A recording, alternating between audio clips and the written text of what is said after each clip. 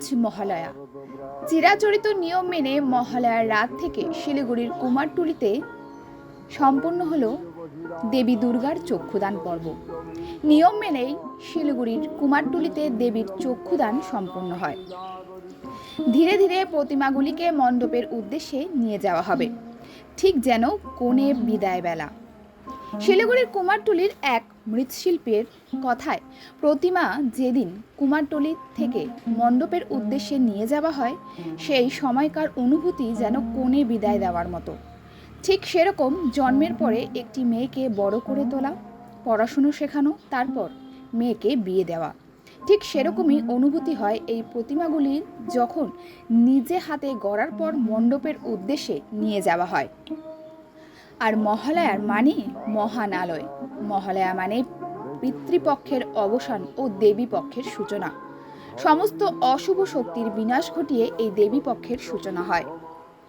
মহালয় নামটাই একটা নস্টালজিক ব্যাপার। ছোটবেলার থেকে খুব ভোরে রেডিওতে বীরেন্দ্রকৃষ্ণ ভদ্রর চণ্ডীপাঠ সেটা শুনেই বড় হওয়া।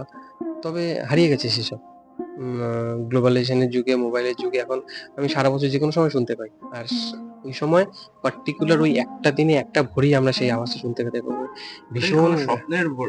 অবশ্যই স্বপ্নের ভোর। সেই শিউলি ফুলের গন্ধের থেকে শুরু করে, ভোরবেলা ফুল তোলার থেকে শুরু করে, আকাশে সেই মেঘ থেকে শুরু করে, আবহাওয়াতে চেঞ্জ থেকে শুরু করে, হয়তো মা আসেন, পুজো হচ্ছে, সব আছে। আর তখন হয়তো একটা জামা কাপড় হতো না, এখন হয়তো 10টা করে হচ্ছে। তখন হয়তো এত আড়ম্বর ছিল না পুজোতে, থিম পুজো, প্যান্ডেল, লাইটিং। কিন্তু তখন যেই ব্যাপারটা ছিল আরকি, সেটার এক্স ফ্যাক্টর, সেটার ভাষায় প্রকাশ করতে পারবো না।